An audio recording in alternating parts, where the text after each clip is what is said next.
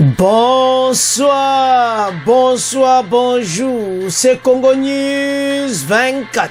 Bande Konanga, comme toujours avant de commencer notre émission, nous disons merci à Dieu.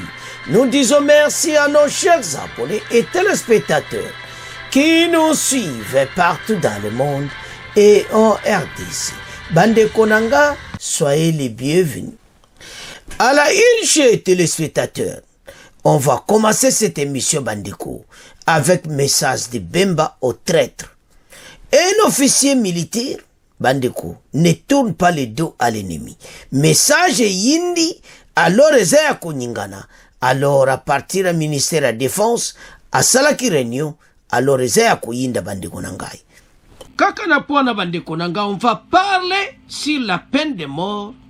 Alors l'église catholique, Baye Koloba, point de vue na bango. Bokoyoka live, l'église catholique, Bayindisi, sur la peine de mort. Deuxième point chez téléspectateurs. FARDC, Wazalindo, vient de récupérer Ngumba, Kabase, alors RDF 123 a des bandades. Bandeko, Tevsa Kibino ke, FARDC Zoya ma Sola Kitoko. Alors, ba récupérer Oyokaka, les deux localités. Alors, maintenant, Siko Bazo Botola Biambui. Donc, guerre s'est passé na Biambui à Kosaganati. Donc, karaté, toko récupérer Biambui. Alors, tous à la connecter, peut toko développer une émission là. Chers téléspectateurs, on va commencer cette émission avec message fort. Il y a ministère de la Défense, Bemba. A salaki réunion au sein du ministère, a sola ki na ba officier, a sola na bango ebele pe apesi message à l'est de la RDC. Avec Chiwewe, ba lobby na ba baza au front. Que un officier de FARDC ne tourne pas le dos à l'ennemi. Un officier militaire. Donc, au sala acte wanati. Il y a un dossier à traître, alors à Kinshasa bazaki rappelé, Chiko azaki peut rappeler, parce qu'il y a un commandant kuna na makambo tuyo koyaki, alors bateau tout basalaki mbeba baza ozare. Donc makambo za kosakanati. Alors entre ta banquette zo continue, mais message bemba eko pese moi na clairement était ma bezalaki. Parce que tangi makambo nyonso esala na caractère na l'era bitumba parce que ya kenda place à bitumba ayebi ce qui se passe yebi ce qui se passe à l'est. Alors a expliqué clairement la situation et à prévenir bango. Mais la peine de mort est celle qui tombe ok batu nyonso bazolo bela pour le moment. Peine de mort, il faut et salama. Bato nyonso bazoya na ba message ya malamu ti. Totelemele. Basango ba ene message, yango wana Bemba a lancé message que dabino basango bozoya na makambo oyo. Peine de mort ezotikala et puis alobi ndenge nini bato ba se comporter na terrain. Basango bazo sala makampe mabe. Et maintenant, Bokoyoka Nchole a ekoloba sur la peine de mort. Macheza kosakanate alobi mabe.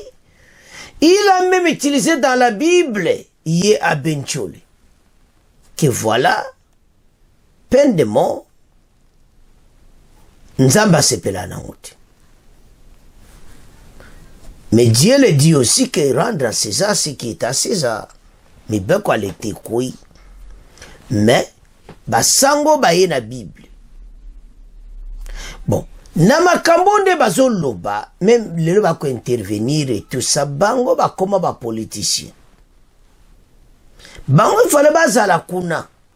Yango Bemba tomboli message likolo koyebisa ba officier militaire. Que bokeba avertir bango ba poignos oyo bakoko salati. siko message ya ndenge wana basango bazoyela biso message après koyoka Bemba, après peine de mort recueilli, basango bayena message na bango bandeko za somo etoko banana kana ya Bemba à l'est parce il a tout expliqué na message nizaki na ministère de défense. Après nyonso elekani awa le commandant ya opération Chiko Chitambo azali pe rappelé à Kinshasa bazaki ebele bayaki rappelé mpona koyeba la chute ya Rwindi sans combat pour te le que armée za makasi ba auto récupérer maintenant des localités déjà. Donc lobi dia toyoka biyambo baboto lango donc baza kosala boulot et puis ba okena bato mene combien comme nango chaque jour to pesa faire de ses confiance basango boye ko défendre la peine de mort mais toujours na point la deuxième partie. Alors soko zotala situation oyo au mona clairement été dossier ya biso ya est makambo zebele ezosenga mibeko ya makasi koya oyo akosakana te yango Bemba alobi exactement oyo bato bazana est bakokosala mais azaki strict na maloba na ye. Il était direct aussi en tant que ministre de la Défense. Mboke ko continue boyete avec des traîtres bato wana nyonso faut bazala na peine de mort. Bandeko, ça fait mal. Parce que rôle na bango eza place ça fa ke liboso. Ya Bemba touché ba pognon so ezaka na front parce que ayebi. Yemo kwa za kisoda. Ya nto esa ba congolais que situation to zango à l'est et à situation moko mawatru. Parce que tout ceci à cause du passé. Le passé était très mal. Tous ces militaires rwandais dans l'armée na FARDC, ba yebi FARDC muzindo na ngo mobimba. C'est pour ça to vivre ba scénario. Bandeko tout élément pona mboka. Toko banda nano na Bemba après tokoya na basango a Bencholi. A Bencholi a yena message na sur la peine de mort. Batoyo bazo contredire ngo selo ba on église ki nzamba sepela kana nguti. Mais je ne sais pas par ces lois. Bon, wana tozoye pana meto bana na Bemba totang. Message fort de Bemba au traité, un officier ne tourne pas le dos à l'ennemi. Et puis, Tokoyoka, l'église catholique, sur la peine de mort. Sur les différentes lignes de front, les forces armées de la République démocratique du Congo sont résolument déterminées à reconquérir les territoires occupés par les M23, supplétifs de l'armée rwandaise, notamment dans les territoires de Rutshuru et Masisi au Nord Kivu.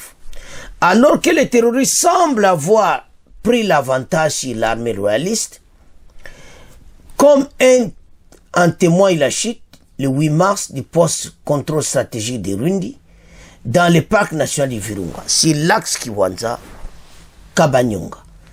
Le chef de l'état-major de FARDC, le général Christian Chiwewe, a rappelé à Kinshasa 9 autorités militaires qui étaient officiellement en poste au front nord.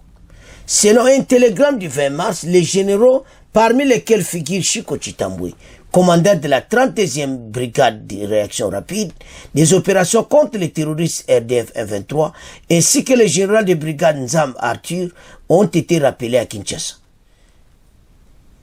Donc, c'est comme ça. Bazaki rappelé par ces citations à Moboulou pour éclairer les fanals sur les circonstances de la prise de cette cité. 48 heures après la décision du chef d'état-major de FARDC, le vice-premier ministre et ministre de la Défense Jean-Pierre Bemba a rappelé, travers un court message publié sur les canaux officiels de son ministère des devoirs d'un officier de l'armée. L'officier ne ment pas. Il ne triche pas. Il ne vole pas. Il ne détourne pas. Il apprécie, il assume. Il ne tourne pas le dos à l'ennemi et il ne trouve pas de prétexte pour s'éloigner de sa noble mission de défense. Il doit y faire face, a déclaré le patron de la défense. La déclaration de Jean-Pierre Bemba intervient en moins d'une semaine des propos polémiques tenus par son homologue de l'intérieur, Peter Kazadi, devant le commissaire provincial de la police. Lors d'un échange le 18 mars, le VP Peter Kazadi déclarait en fait qu'en place, c'était au gradé de l'appareil de défense privilégier la trahison de la patrie au profit du Rwanda, pays agresseur de la R10. Kazadi alobaki ampelé au solo policier, alors Bemba, en tout cas, il fallait qu'il réagisse. Parce qu'il va critiquer la défense. La grandeur de l'armée ne repose pas dans son armure, mais dans la force du caractère de ses généraux. Si aujourd'hui, nous sommes malmenés par le Rwanda, c'est parce que certains nos généraux n'ont pas de force de caractère. Ozomona, lelo yo, soki Rwanda zo salaba makambo oyo, c'est parce que les généraux na biso bazana force de caractère. Caractère est important. Bemba a fait ce message wana. Tout développé yango parce que Chiko azaki parmi les 9 oyo bazong saki na Kinshasa. Yepe ne fallait ka azonga parce que yaza mokonzi. Batu no ba trahir, yo mokonzi ozaka na problème. Alors, tout développé maso. Bandeko bazaki 9 bazongi. Bazongi Kinshasa. Bazaki rappelé biso nstobi li solo. Parmi bango Chiko azalaki na groupe 1. Pourquoi Chiko azalaki? Parce qu'il y a numéro 1, il y a commandant. Il y a commandant, sous-chef d'état-major d'opération. Alors, batunaye lo kwa basalaki mbeba yepe akome na problème. Bango tu bazonga ki Kinshasa kosoula na bango. Alors, Bemba zwaki malobana très fort. Alors, bien officier a koki jamais kokima, il faut assumer. Et puis, il ne se tourne pas les dos à l'ennemi. Il faut en face de l'ennemi. A expliquer bon makambo belé militaire oyo bango pe bayebi, a rappeler bango ke eko sa malisuti. Et tout bango nyonso bakanga ki bazozare o bazaki trahi. Parce que au monde na boulot nyonso le quoi Chiko aza leader, batouana ba trahir tu ebete basali Chiko mabe. Alors Chiko pas comment qu'il a problème. Mais bango to bazana Kinshasa mais bon pena ba ki qualifier ba traître parce que ba yebana ki allez ozare. Ba kusamisa bango. Baloba pourquoi ba trahir mboka. Parce ruindi o ezaki pene okaka base to telemela batu oyo bitumbe tokana ndinga mokiti botikeli bango pe bakoti. Non. Et ça là qui propriété. Soko mon lelo Jean-Pierre Bemba zo zomalo makasi bwe parce que amona ki pena trop c'est tout. Un officier militaire a contourné le dos d'un ennemi. Il ne triche pas, il ne ment pas. Voilà la déontologie militaire. A solo la kina bango rigueur na musalo ba osala. Alors mikolo bo moni déjà ba avancer à partir les bango moko ba jume makama boko. Parce que fatia tina ki Bemba na ye chiwo kuna avant rundi yokoya. Ba ke ko yeba ce qui se passe. Mais après que zonga na ba ontala makambo esalami. Et ça qui te côté, ça qui peut propriété, ça sinon ça sent mal. Alors, mener yebane clairement que tricherie zalaki. Trahison zalaki. C'est pour cela que la peine de mort est quittée. Mais bateau bazala contre peine de mort, botala oye salami. To père de ville ndenge wana pona trahison. Bon peine de mort moto ya ko discuter on peut ba congolais bandima. Yango neza pena suite OK nango. L'église catholique batindi ya Benchole ya koloba na ba congolais. Ki bango balingi peine de mort catholique. C'est bisuto yo kabango. Bango jusque là. Est-ce que basa kwedi? Bango baza basango. Mais lelo politique komi ya bango. Basango balobi ke nzamba sepelaka nango te peine de mort. Mais bongo mibeko à l'état. Et ça, il faut ça respecter. La Bible a accepté mibeko à l'état.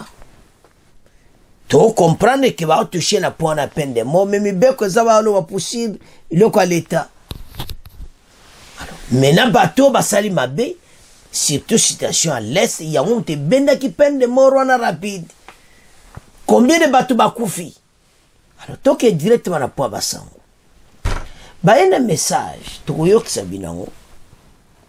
Que jamais peine de mort ko sala manamboka na biso et ko zalate a le monsieur ezaba compte à rendre et tout ça et puis la justice na suza malamu te donc ba sango ba lobio ba kokoloba les chiens aboient, la caravane passe parce que mibeko se katemba kozonga simate do bino ba sango ne oyo bozoloba makamu supe bosa yela bongo parce que bo beta c'était makamu oyo pourquoi pas ba sango boko sola na boja relève pe makamba est mais boza ko kufa kaka soki mibeko ekweya bien bino boyo voilà la Bible yate et ça déjà fait alors mais quand même toyo ka Benchole bon auto avance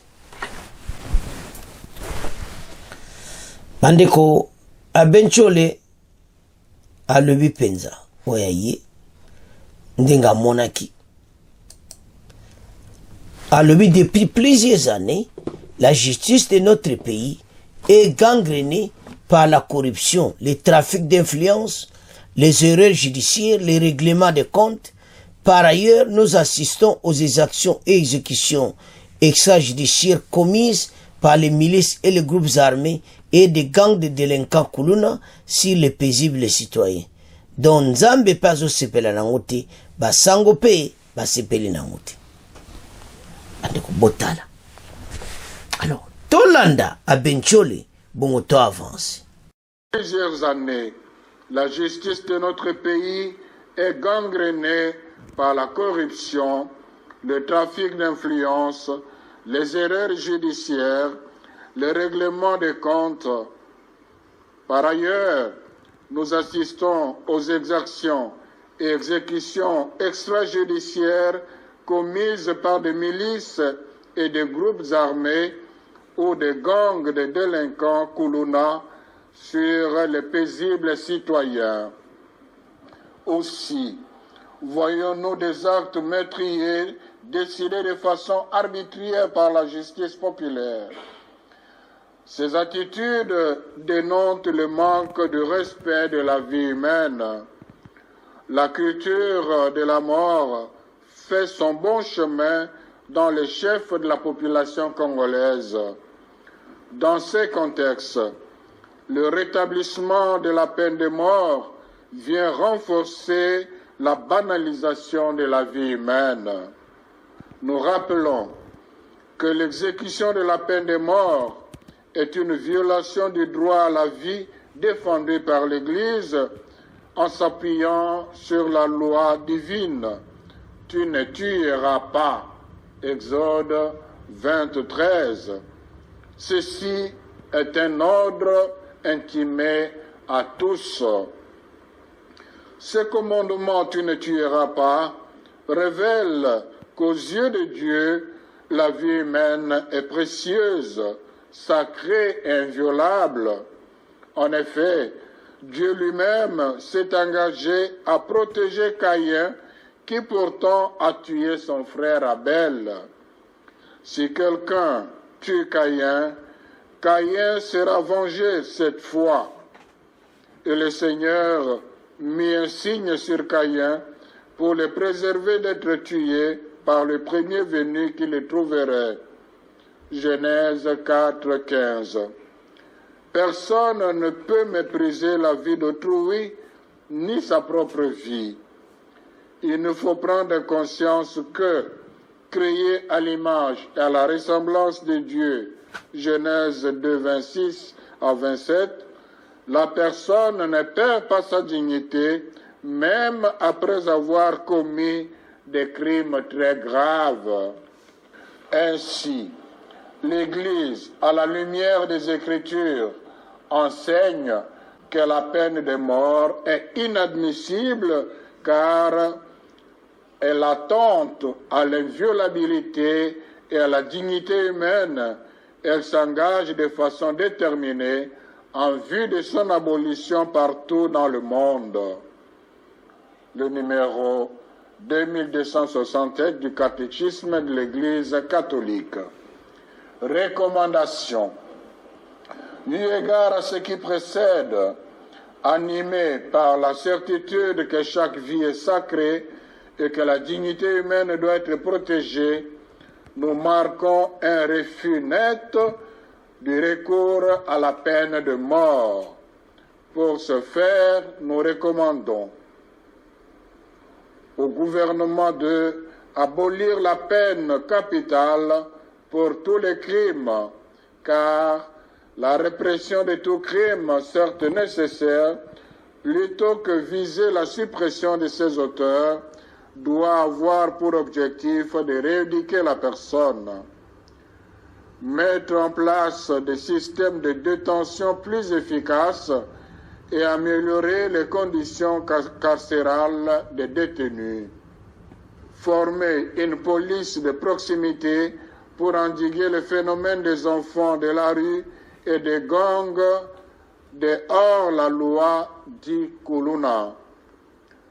Au Parlement, d'autoriser la ratification du deuxième protocole facultatif se rapportant au pacte international relatif aux droits civils et politiques visant à abolir la peine de mort.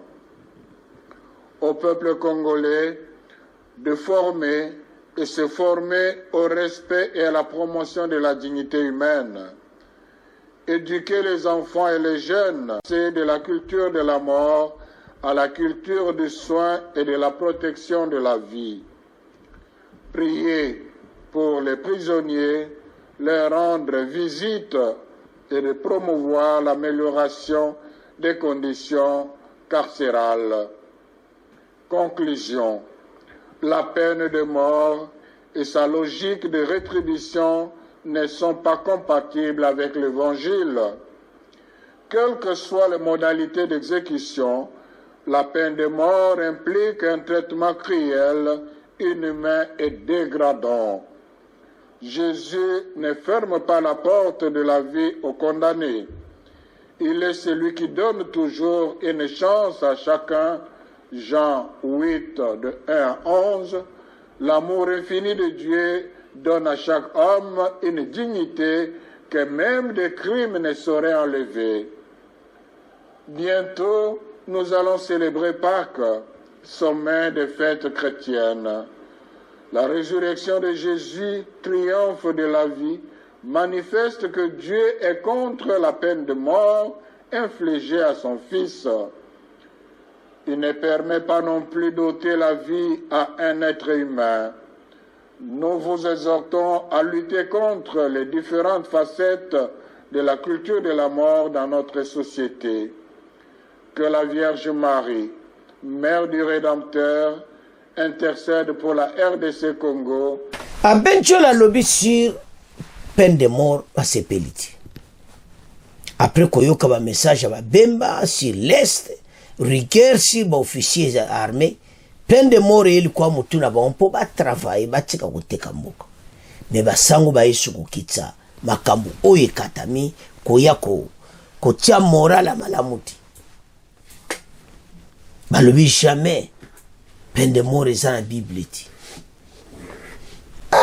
tuka basango bakona mo pene ba politicien ko so pe basa ko analyser donc ba pe ba ka ba poser ba candidature pour so na zotala donc bango pena côté bible goto donc mikolo ezati za côté kuna politique la raison zomona alors mena ba ena basango ba ena message pa ba konto landi biso nyonso balobi pona bango balobi ezala ba compte à rendre et tout ça les erreurs judiciaires azomona makambo ebele sa berera trop abi ekosala mate d'après bango balongola yango non ekozala wana penza gouvernement oyo kabinote alors bandeko soto ota situation bozomona bien quelqu'un qui pas basango bayebi berera na bango il le savent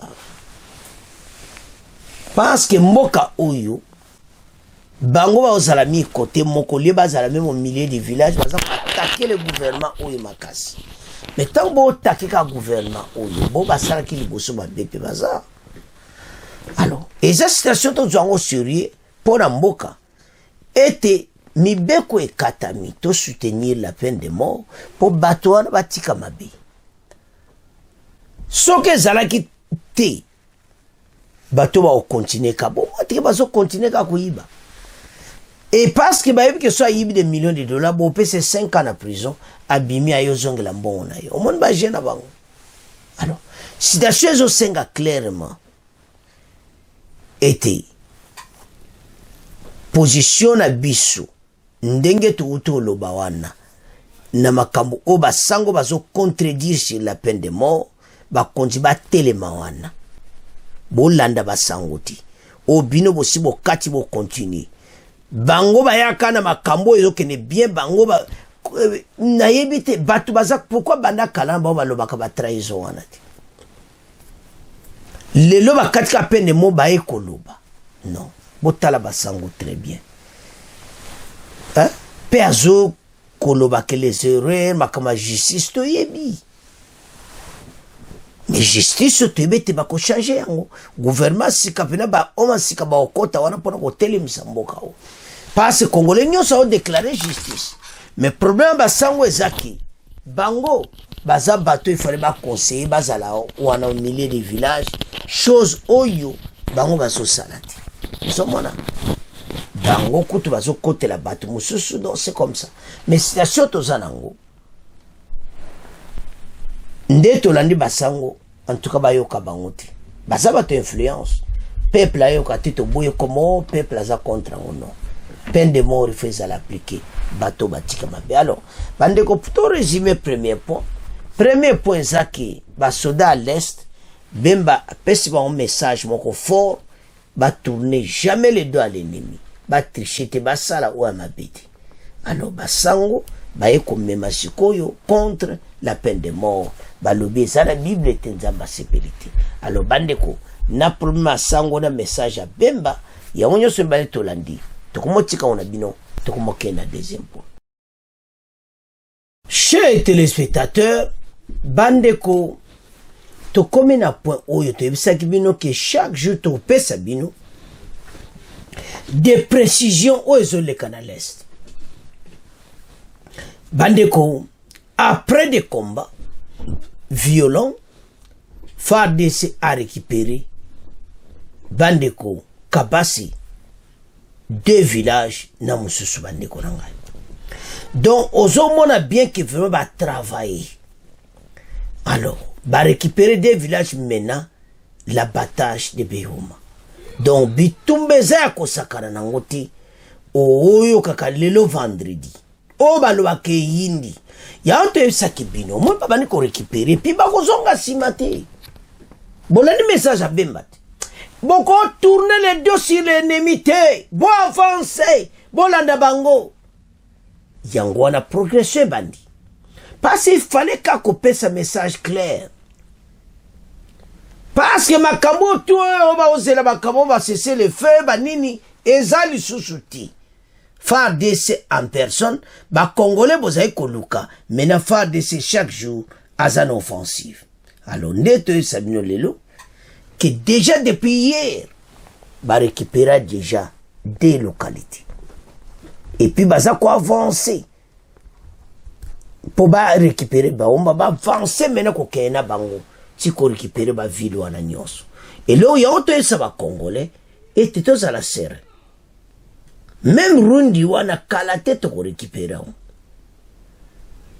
et le problème autosana pour le moment est que biso nyonso tozala sima FARDC Vichumbi au côté à parc Virunga Vichumbi on est à côté Balve mena la Kedwa Vichumbi bakati au de communication et nzela de communication FARDC akati donc ne bazawana na bango ba M23 bakizana Vichumbi bazana place so okendete bokele ne bale kotoyo eza blendi bazana plasti bon basiko bakati peut-être na la Kedwa ba uta Uganda wana sava ba copie na bango mais côté na biso eza bloqué bazana tanko ya côté parc Virunga ti tout est bloqué et puis bakati communication boko yoka ba nouvelle na mikolo ezoya de bata Vichumbi baza tana suite mo te téléphone ezate makamwe bere ku neza mobulu communication ezate alors maintenant toza ko expliquer maintenant ndenge nini FARDC a récupéré ba territoire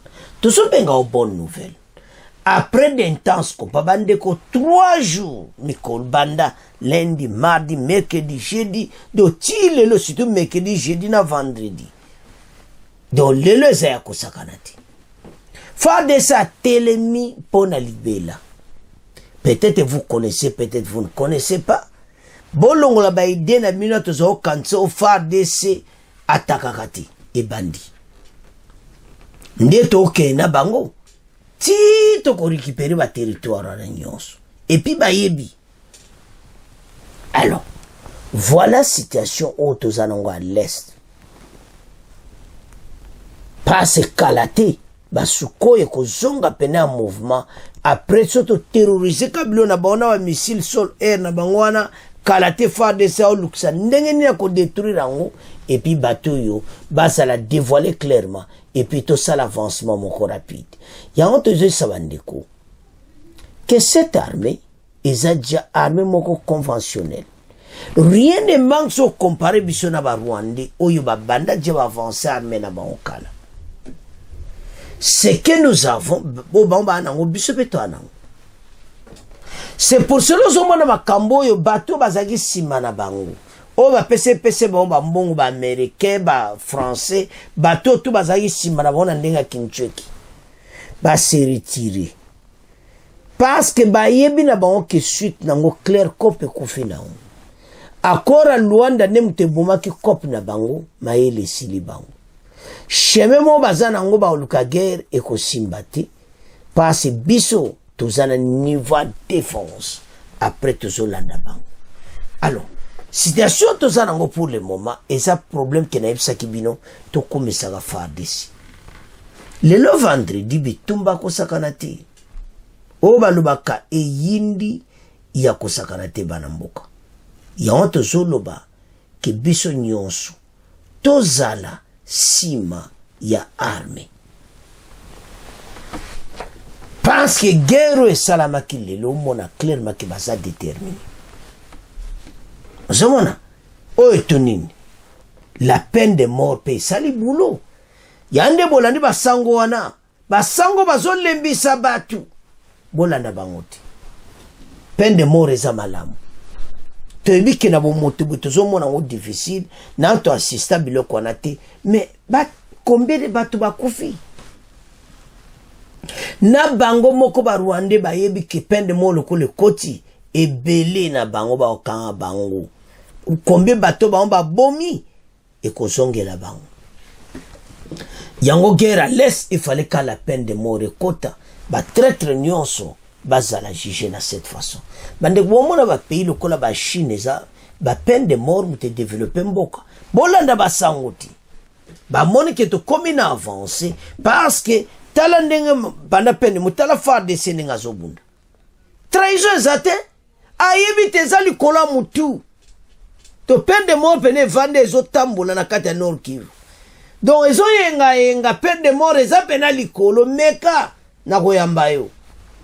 Zamana, maintenant mutu nyonso ayebi FARDC ba officier militaire ba sala boulot correctement. T'as tout récupéré des villages car 2 jours. Bon, vous continuez nango. Passe rundi wana kalate. Boko yoka. Ba ville wana nyonso o bon ba dû récemment tozo récupérer yango nyo bazata likama olobati.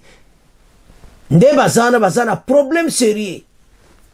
Fade ça zo continuer marche sans reculer. Parce que Bemba Epsi Bango que jamais. Parce que le message vous dit le ça tellement ma casse. Bato bazana terrain ba comment travailler na ndenga mukete pour basili sa bitumba oyo. Yane sa congolais la muka. Pays za pays na biso. Totele ma biso sosi ma fardesi. Masolo kitoko. Totang. Oba lobaka vraiment solo ezaliao. FARDC Wazalendo vient de récupérer Ngumba et Kabasi. Bandeko masolo kitoko. Eza près de Berimana Oyo territoire de Biambu. Donc aux ses environs. Donc ma campagne zoli kapena kitoko. RDF 123 des bandades basaki na choiti. Allez, marche en arrière. Les nouveaux affrontements opposent depuis ce matin de ce vendredi 22 mars. Bande Konangai. RDF 123 et le FARDC. Donc, Ozoka, Souka, Nabitumba. Parce qu'il fallait qu'à Bongo. To gagne Bitumba. Oyo, pe bango ba vivre yango. Bande Koza somo. Alors. 5 heures du matin, Mbala Moko, Oyo Kaka, Bitumbe Bandi. Pona nini, pour bazavement déterminé. Alors, les RDF 23 et les FARDC, c'était à Biambwe et ses environs dans les territoires de Massissi. Donc, Bitumbe Zaki na Biambwe. Selon nos sources, c'est depuis 72 heures que les deux camps s'affrontent dans la région. Ces affrontements provoquent de nouveaux déplacements des populations vers des localités voisines jugées sécurisées. Les mêmes sources ajoutent que l'armée, appuyée par les combattants Wazalendo, empêche jusque ici RDF 123 de s'emparer de d'autres localités. Donc, bazana place montée, bakodjwa lisu localité bolandi. Toyaka po botanga que jusque là, FARDC Wazalendo bazo permettre à ta mutu monta de soit ta localité moko. C'est ça ma kamoto lobaki. Bon permettre bango lisusu te to bunda to kena bato en avant to boto la ba territoire o na maboko na bango. Ezaya ko inda esie indi. Match za mobulu te bande konangai. C'est pratiquement depuis 72 heures que l'armée appuyée par les Wazalendo fait face aux attaques de RDF 123. Ce vendredi matin, les combats ont été signalés à Biambwe aux environs. Des détonations en armes lourdes et légères ont été entendues à Biambwe, ce qui a provoqué d'autres déplacements des populations. Témoigne Jean de Barimois, acteur de la société civile locale. Les localités de Nguma et Kabase, près de Boueremana, dans le groupement de Mfuni Changa, en territoire de Massissi, sont passés depuis lundi dernier entre les mains des FARDC appuyés par des jeunes Wazalendo. Tebsa gibino ba récupérer yango pe ba vandi wana, ça dit munguna koko ya lisusuti. Donc macho bazako beta ba bengo ba dernière carte. Tozo kena bango tina bunagana. Bana mboka match za mobulu awa. Une accalmie relative a été observée mardi sur presque toutes les lignes de combat dans les Massissi. Selon nos sources, après avoir été échoué à prendre la cité de Sake, RDF 123 a lancé des bombes qui ont tué beaucoup de gens au Batinda Ikabaza, au Boakangoka Ndengwana. Alors, entre-temps, RDF 123 Bandeko, bazo sa la campagne. C'est pas tout ça mène une campagne de persuasion de la population à adhérer à la rébellion dans toutes les qualités occupées dans l'Est de la RDC. Bazo senga batunyo soba adhérer à la rébellion. Un peuple a beau inaïe. Lundi dernier, certains leaders de la rébellion ont mené la sensibilisation, notamment à Kibirizi, dans la chefferie de Bwito, territoire de Rutshuru. Les fonctionnaires délégués adjoints du gouverneur dans la chefferie de Bwito, Isaac Kabira, qui a alerté, appelle la population et sur toutes les jeunes de ne pas céder aux manipulations de l'ennemi. Bapexi ba jeune nyonso bakota makambo te, bakote pana bango te. Bandeko, toza na position bien. Ennemi azana problème sérieux. Fade sa fungol biloko moto. Bato yo bazui makambo na bango, oyo kabiloko moto, et puis tozo kene en avant. Et entre ça va congolais que tant toza nango eza tant moko serein, tous à l'ensemble. Tokogai bitumba oyo batonde bazawana bayemi na moki bitumba eza ya kosakana ti. Ils le savent, mais ce qui est vrai, nous allons gagner cette guerre. Et puis guerre wana obalobaka ke pena donc ya kosakana te parce que ennemi azako ko menacer toujours.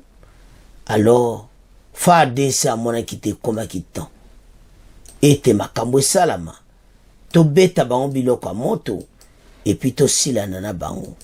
Voilà que maintenant FARDC akopena ko bunda ko récupérer ba territoire oyo nyonso pour ba comprendre que bisonde masolo ya bisu. Alors banamboka donc sozo tala au moins que Kagame na batune pendeza ya solo indépendante. Alors maintenant toko avancer na bango, toko benga na bango, bako quitter place wana biloka mote kozwa bango, et j'en suis sûr bako kiti. Alors et loko etikali sikoyo na mikolo ezoya ba déployer ba drone ba biloko ebele pour to avancer rapide. Toza déjà en retard pona nini ba kondi ba pesi retard a kozela ka cesser le fait ya ba occidentaux na ba cop na bango ba telengani nango fachi mwana mayele masolo kitoko mboka eza ko avancer. Alors tolanda ndenge bitumba ezotoka na Biyambwe lelo vendredi bongo to avance. Madame, Messieurs, bonsoir. Affrontement ce vendredi au Nord Kivu, près de la localité de Biyambwe, dans les territoires de Massissi, entre les FARDC et les rebelles du M23, appuyés par l'armée rwandaise. Pendant ces temps, la situation reste tendue aujourd'hui à l'ouest du groupement de Bachali Mokoto, au lendemain d'autres affrontements d'hier. C'est ce que nous explique à Goma Bernard Nenyangi. Sur l'axe Biyambwe, des combats se déroulent ce vendredi dans les villages Nyakajanga, Kagundu et Nteko, à moins de 5 km de Biyambwe Centre, en groupement Mufuni Matanda. Selon plusieurs sources, depuis 3 jours, les rebelles du 1-23, venus les uns de l'axe Nyamitaba et les autres de l'axe Mushaki, attaquent des combattants locaux dans cette zone, probablement avec l'intention de conquérir la localité de Nyamirazo et l'agglomération de Biyambwe. Pendant ce temps, un peu plus au nord, toute la journée d'hier jeudi, d'intenses combats ont été rapportés entre ces rebelles et les combattants du groupe de volontaires pour la défense de la patrie dans la zone de Pati, dans le groupement Bachali Mokoto. Que ce soit du côté de Biyambwe ou celui de Bachali Mokoto, ces combats occasionnent des mouvements massifs de population. Territoire de Massissi qui reste encore sous contrôle du gouvernement. Goma. Bandeko tolandi. Bomona kepena armée na biso ba sala boulot. Parce que il fallait kakabongo. Ba récupérer mboka na nguma na basese donc eza pena de local ba continuer. Ba ko avancer. Donc armée rwandaise en débandade bazawana bazama yele silibango. Et le konde to lukaki yango. Armée telema kende abanaka ko kende. Et cette victoire ezaka kaya, ça c'est le début parce que bazala ki pena ko attaquer. Maintenant après oye salami, oya rundi et tout ça FARDC. En tout cas, azako avancer na wazalindo na ndenga mukiti. Alors, qu'est-ce qui se passe na côté de Totangi wana? Côté ya Barwandi. Barwandi na ba village ba récupérer o ba zwaki. Bazako ça la sensibilisation ya batu ba joindre mouvement na bango. Le peuple a saisi que vous avez terroriste ba koyate. Ça ne marche pas, bazo so batute. Mais qui cherche à adhérer dans l'armée, bazo kokate, parce que l'on est ça va kokate. Parce que basi ba yebi ki baza ba terroriste. So ona. Alors, ce que situation totalement à Clément, non, quelque chose ne va pas. Biso to attaquer bateau yo. To bana ko benga na bango to récupérer ba territoire parce que mba américain, ba jeune bango c'est ban makambo belé ba osala et ça pena propriété. Parce que bango bazo jouer double jeu. Baza côté à Rwanda, ba côté la biso, côté à Rwanda. Mais qui est agressé? C'est nous. Et par la bango loko zate ba prétexte ba FDLR biloko nyonso et ça ba langue politique ba prétendre bazo prétendre biloko wana na niveau ya batuana oyo baza komena semboka oyo na ba trahison makamde na ndike bandeko pays na biso le mozo talia tellement que ba voisin ba côté belé ba yebi Nord Kivu penda mingi et belé ba umea na Goma na et tout ça. Alors c'est quoi les deux pays voisins bino bozo que biso mete mabe o sala biso mabe to ko sepela bino comment bino bozo nga to zala nsa to zala ndeni yozo sala biso mabe. C'est ça le problème, c'est ça le message actuel. Que kaka bendele kwa ya teto telema pone kolo. Bemba lobby jamais un officier militaire à contourner d'eau. Allez-y bitumba. Et maintenant, Bemba pena na relève. Ndeba sawana. Donc oyoka kosakanati. Nde tolo. Donc, ya tu atoye saba Congolais. Et tetala. Armée na biso comme dia na niveau moko ya kosala makama kitoko. Mais zo senga puya biso yoso to komisa armée na biso. On a qu'une seule armée. Puisqu'on va exploiter wana, ba ko récupérer. En ce moment, n'importe quel prix facha lobaki ango. Ako pesa bon makoki. Makama kitoko na FARDC pour te récupérer ba territoire parce que ça la propriété. Kakama eka kamoni kaka juive esa bani ko chimola ba minere na ye. Mais basa na problème. Somona yango bateau nyonso un jour bakozwa peine de mort na RDC. Parce que ba bomi mingi bazo continuer ko bomba. Yango Congolais to la mukapone mboka na biso.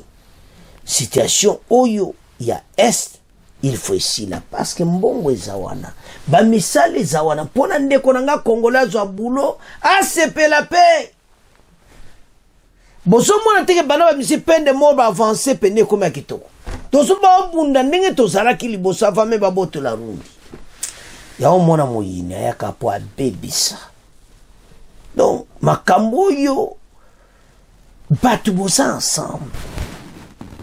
Bonjour, tika pays va trahir pays jusqu'à ce niveau. Mouta osalo mabeka waza pembeni na yo. Ça qui to côté ba konzi ça les bango passe. Je crois bien ma boko beta ba na mesa boy. Adona baza batumo fo kanga bango leur place ils en a prison. Et belé ba ko zo peine de mort. Alors, bande ko botala et pas tout comme.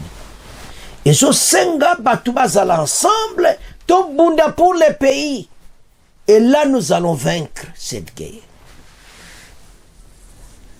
Parce que bateau yo tellement ba côté belé panabiso ba Rwanda. Ba yebi RDC comment fonctionne ka ya ba sala kama kambo.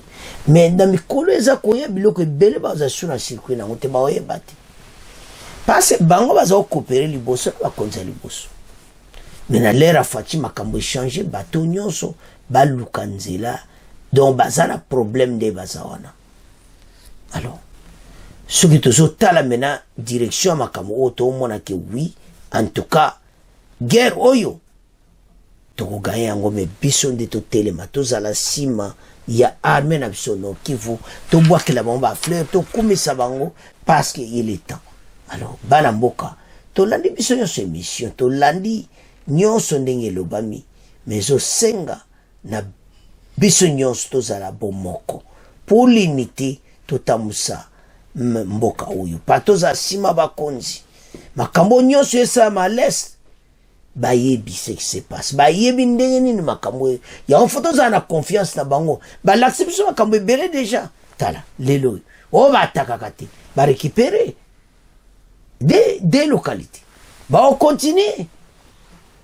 Alors voilà position oyo eza pour le moment yango tokomotika ngona bino bon continuez à s'abonner massivement bon partager au revoir à la prochaine.